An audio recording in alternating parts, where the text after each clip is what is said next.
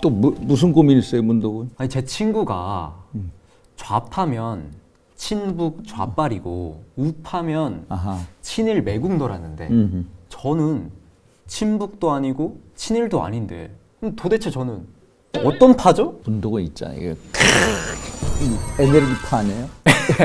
에네르기파요? 아니면은 배고파? 개그가 많이 드셨네요. 제가 좀 전에 조크했어요. 조크. 우리가 보통 이제 좌파면은 친북이고 우파는 친일이다 뭐 얘기를 하는데, 네. 근데 그게 사실 획일적으로 얘기할 수는 없어요. 우리가 정치사를 한번 볼까요? 네. 우리 문덕은 대한민국 초대 대통령 네. 어느 분이시죠? 이승만 대통령. 이승만 대통령. 맞으신가요? 네. 이승만 대통령이 대한민국 초대 대통령이시잖아요. 네. 그 우파 대통령이었어요. 오. 우파 최초 대통령이었죠. 네. 우파면은 당연히 친일을 해야 될 거 아니에요. 근데 이분은 반일이에요. 예를 들어서 우리가 한국 전쟁, 우리가 6.25 전쟁을 겪었잖아요. 네. 그래서 뭐 미국을 비롯해서 16국 나라에서 군대를 파병을 했어요.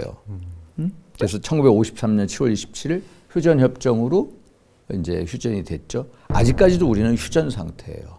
그 당시에 일본에서 군대를 파견한다 그랬어요. 네. 국제적인 논의 중에 하나가 일본의 군대 파병 네. 논의 있었어. 이때 이승만 대통령이 뭐라고 얘기했냐면은, 야, 일본에서 군대를 보내와? 무슨 소리야? 내가 공산주의자들하고 힘을 합쳐서 일본 군대 쫓아내버릴 거야. 우파이신데 그렇게. 우파신데도 철저한 반일주의지. 그리고 대한민국 초대 좌파 대통령이라 하는 분이 김대중 대통령 아시죠? 네, 알죠. 김대중 대통령. 네. 1997년 12월에 당선이 됐고, 네. 근데 이분이 김대중 오부치 선언을 해요. 한일 관계의 교과서적인 미래지향적 발전 관계를 유지하자는 두 정상 간의 정치 선언이에요. 일본이랑요? 일본이랑. 그래서 한일 관계 가장 발전된 때가 언제냐? 김대중 정부라고 해요. 우리 일본 문화 많이 들어오잖아. 네. 우리 시장을 일본 문화에 개방을 했어. 이분이 좌파 대한민국의 초대 대통령이라고 한다면은 좌파 네. 쪽에 일본이랑 친하면 반일 네. 이러고 가야 되잖아요. 네. 근데 그게 아니잖아. 그래서 좌파는 무조건 이제 반일이고 우파는 뭐 친일이다. 이런 도식이 결코 맞지 않는 거다. 이런 말씀을 드리고 싶어요. 그래서 절대적인 기준이 있을 수가 없다. 절대적 기준. 잣대를 가지고 얘기할 수 없는 거다 얘기를 해요. 그러면 한국에서는 보통은 좌파하고 우파를 좀 어떻게 구분을 할 수 있을까요? 그걸 아주 쉽게 설명한다면은 반공 이데올로기. 네, 반공 이데올로기. 반공 이데올로기가 뭐냐면은 갑자기 이제 공산주의에 대해서 어떻게 보느냐. 좌파분들은 소위 말해서 중국이나 북한에 대해서 온정적인 시각을 가지고 봐요. 우파분들은 온정적인 시각보다는 냉철하게 봐요. 예를 들어서 우리가 북한에 대한 정책을 얘기해요. 네. 우리가 한국과 북한 간의 최대 중요한 문제가 뭐예요? 혹시 핵인가요? 핵이죠, 핵. 아, 맞나요? 핵 문제죠. 그래서 우리는 어떻게든 북한의 비핵화를 위해서 뛰고 있잖아. 네. 왜? 우리도 핵을 가지고 있었어요. 미국이 1991년도까지 우리 남한에다가 전술 핵무기를 몇백여 개를 가지고 있었어요. 그걸 우리가 91년 이때 남북한 간에 한반도 비핵화 선언을 했어요. 노태우 정부에서. 네. 그래가지고 미국의 핵무기를 다 당시 부시 행정부였거든요. 다 철수를 시켰어요. 그래서 우리는 남북한 간에 서로 핵 만들지 말자. 핵물질 생산하지 말자. 핵 이전도 하지 말자 등등 비핵화 선언을 한 거예요. 그런데 북한이 몰래 핵 개발을 한 거예요. 몰래 했나요? 몰래. 그러니까 남북한 간의 비핵화 선언을 깬 거죠. 그래서 핵 개발을 했어. 지금 북한은 사실상 핵 보유국이에요. 북한이 핵을 얼마 정도 가지고 있느냐? 네. 한 적어도 40개에서 60여 기의 핵무기를 가지고 있는 사실상 핵 보유국이에요. 엄청 많은데요. 많죠. 네. 그러면 남북한 간의 비핵화 약속 위반이잖아요. 그렇죠. 그럼 어떻게? 우리도 미국도 국제사회가 유엔 중심으로 북한에 대한 대북 제재를 하는 거예요. 북한이 핵무기 개발하고 미사일 개발하고 최근에도 뭐 전술 핵무기를 탑재할 수 있는 탄도미사일 발사 실험을 했어. 그게 유엔 결의 위반이야. 그러면 대북 제재를 해요. 대북 제재. 북한에 대해서 강력한 대북 제재를 하고 있어요. 대한민국에서 좌파냐 우파냐의 문제는 쉽게 얘기하면 북한에 대한 정책을 어떻게 하느냐, 핵무기 개발에 대한 대북 제재를 어떻게 하느냐에 따라서 다르다. 이건 좀 신뢰되는 질문일 수도 있지만 예. 우리 윤 쌤께서는 혹시 좌파신가요? 아니면은 좀 우파신가요? 저는 이제 기본적으로 우파예요. 끝에 위치한 네. 우파가 아니라 중도에 가까운 우파. 중도 우파요? 그러니까 개혁적인 중도 우파. 그럼 근데 그거는 이도저도 아니냐는 아, 이도저도 아니. 그건 아닌가요? 그거 고수를 잘못 보고 있네요.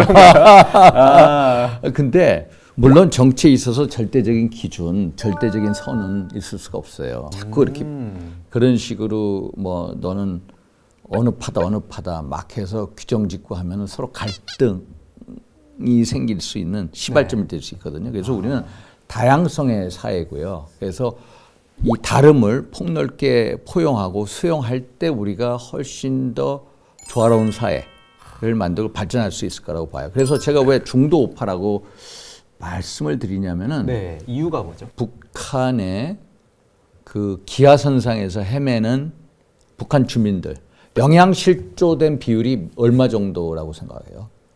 그래도 한 50%는 되지 않을까요? 얼마 정도 되죠? 정말 대단하네. 아, 정말 맞나요? 정말 대단해.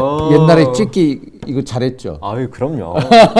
찍기 잘했을 것 같아요. 되게 잘했어요. 그러니까 제가 외교통일위원장 할 때 데이비드 비즐리라고 월드 푸드 프로그램 세계 식량 계획의 사무총장이 찾아왔어요. 찾아가서. 그래서 북한에 대해서 식량 지원을 하자 이런 논의를 하고 갔는데 그 사람이 저한테 하는 얘기가 북한에서 영양실조된 인민들이 1,100만 명이 넘어요. 1,100만 명. 1,100만 명.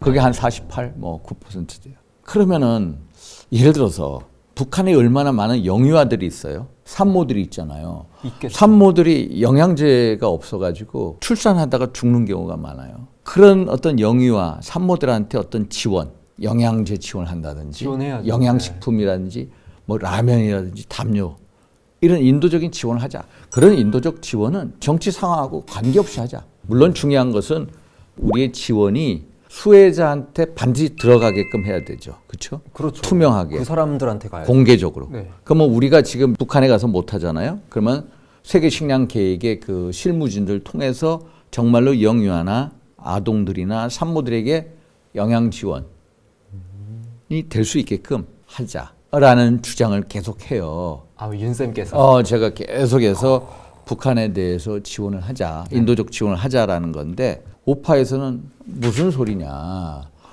그 지원할 돈 있으면은 그 지원 가지고 우리부터 먹고 살아야 될 거 아니냐? 우리도 그렇게 생각할 어려운 사람들이 많은데 왜 우리들한테 먼저 줘야지? 왜 북한에 대해서 지원을 해주냐? 이런 분들도 많거든요.